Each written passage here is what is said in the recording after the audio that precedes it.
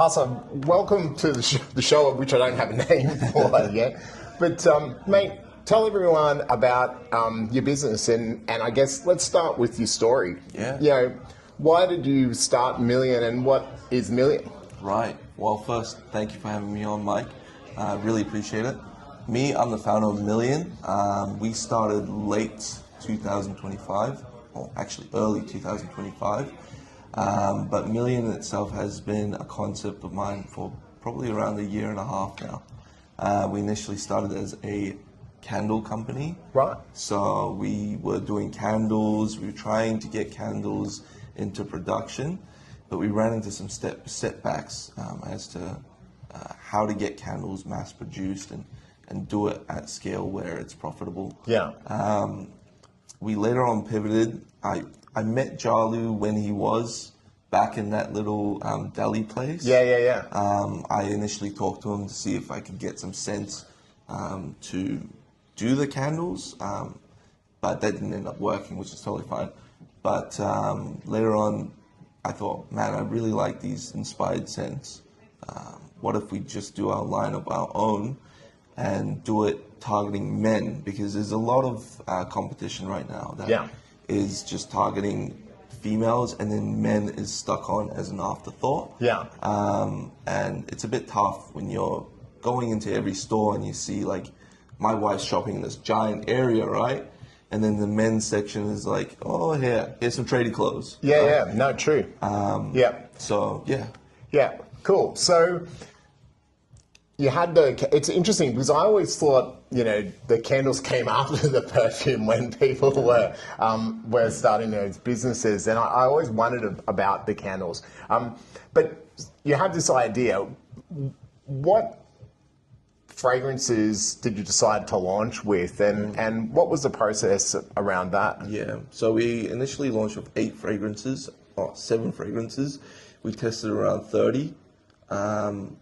Our deciding factor was, who do we want to target, right? So there is, like I said, there's a lot of competition. You know, Jeremy is doing great. They do great scents, but they target a much younger audience in terms of who they're advertising to, who they advertise with.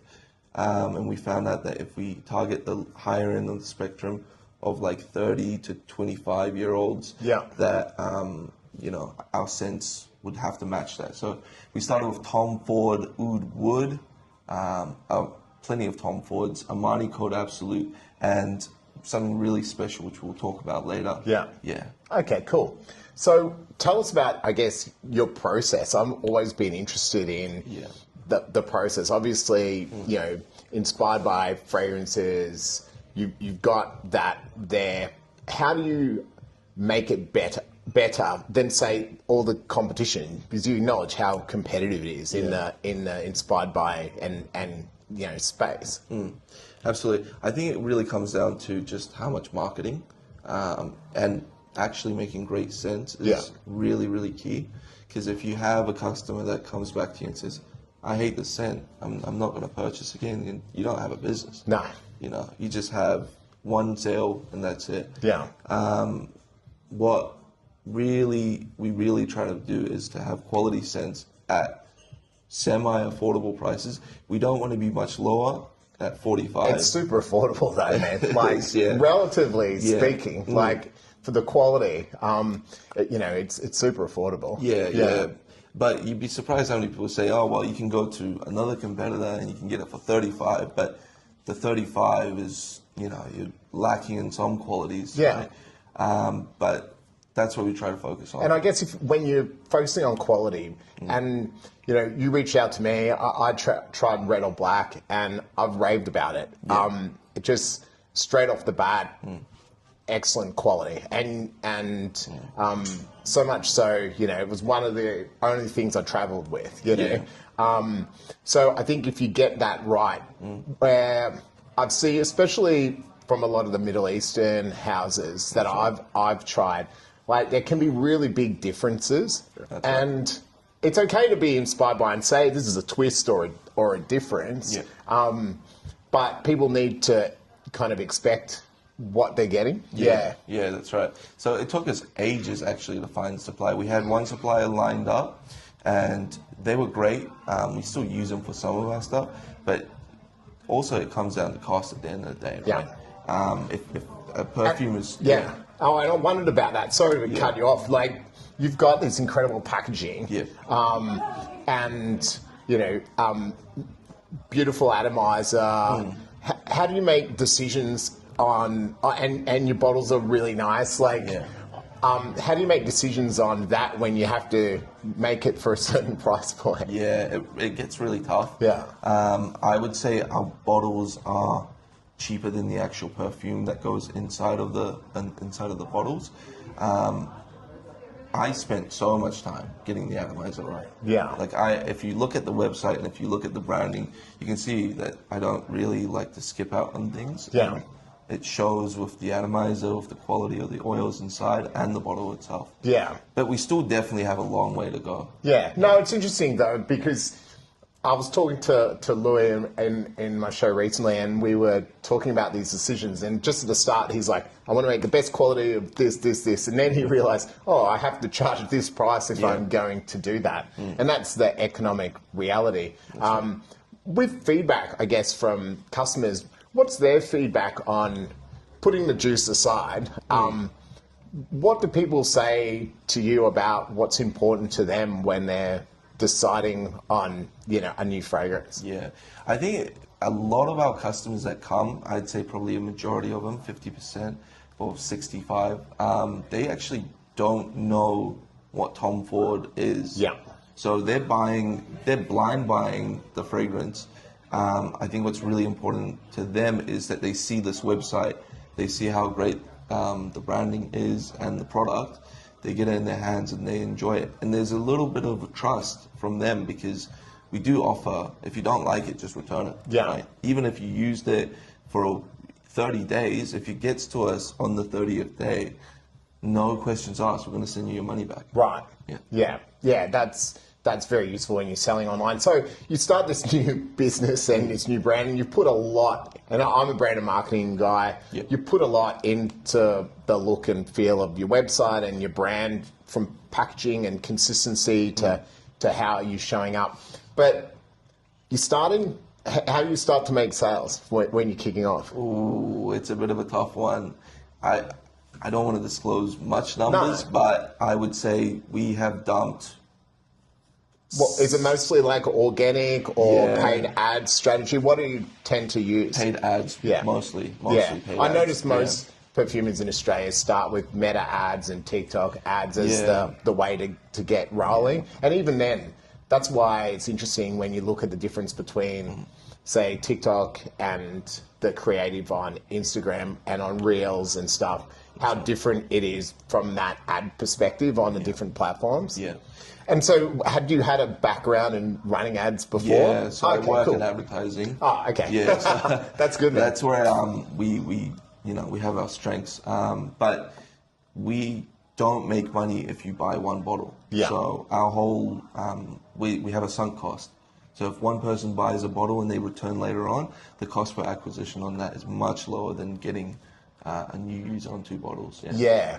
Well, that makes a lot of sense. And I look at the strategy a lot of people have in the industry of leading with sample sets and so forth, and they're clearly not making any money off it.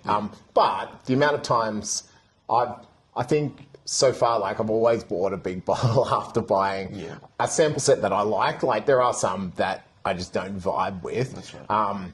But it is a good strategy, and we all have to have that foot in the door strategy in business. Even in professional services, my life, there's always that foot in the door, or the cost for acquisition is actually really, really high. That's right. So you just have to be aware of that early on, even if the lifetime value of a customer or a client is significant over time. That's right. So that's really interesting, mate. So that's the business side, I guess. Yeah. The fragrance side. What do you love to wear? Like, what's your vibe? Yeah. Currently loving Stronger With You. I've been wearing that all month long. I don't know why. It's just so good. It's so good. But if I were to talk about something, Yeah. this one is their dear to me. This is Bulgari Black.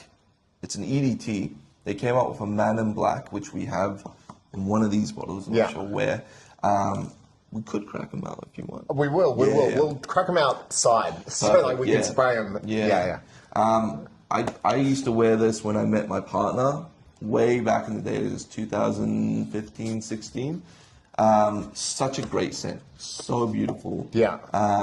Somebody stole it, so this is why I started Millian, partially because I couldn't find a good dupe of this fragrance. Right. Yeah. Cool. But that's really interesting, man. Like, there's a couple of fragrances that are discontinued. I'm heartbroken about, and I can't find them. But I've got the notes and stuff there. So one day I want someone to try to like make it up for me. There's just this random Penhaligon's. It's called Biolia. And it was one of the notes is lemongrass, but it's done in this really barbershop invigorating way, and I used to get it when I used to go to my barbers, and he'd spray it all the time, and then I bought it, and you just get this attachment, but they discontinued it, and it was before I got into perfume, and I'm like, I wish like I could have grabbed it. There's always that one scent that you remember for the rest of your life, you know what I mean? But you just, I can't remember the name, but I know exactly a scent that is discontinued and they don't bring it out anymore. Yeah, well, I guess that's the beauty of collecting. I'm starting to think, well, I'll put these away for the future. And so you tend to gravitate to, like, what, darker scents yourself? Stronger, darker scents yourself? Like, when you're deciding, I guess, on the scents for Millian, what are you thinking about there? Like preference or buying habits, or what drives those decisions? Definitely a lot of those, but I have to fucking like it. You know, I cannot sell something that I don't like personally. I would say controversial, but I don't like oud wood.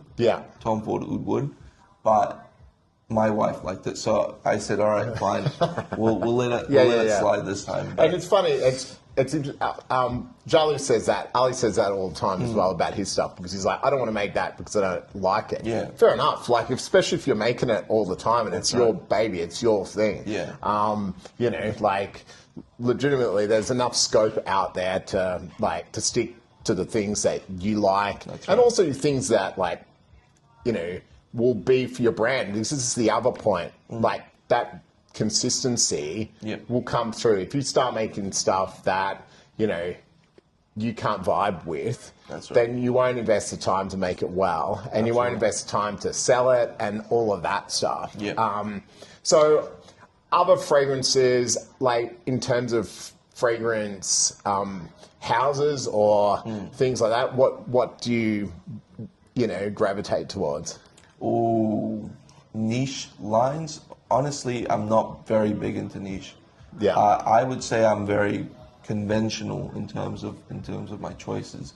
I really like what Jalu does, to be honest. I think, honestly, I've been such a huge fan. Every time a customer says, "Oh, can you make this for me?"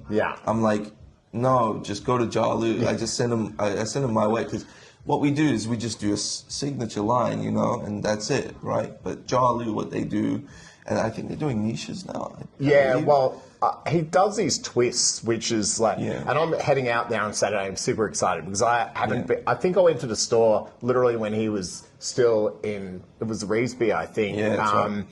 Like years ago, just dropped in there. And so, I remember that store. Well, I remember even seeing it on TV and things like that, which is a very cool story. I guess, like, for a startup perfume brand in Australia, like, what are the biggest hurdles that you know that are there and that you've had to overcome?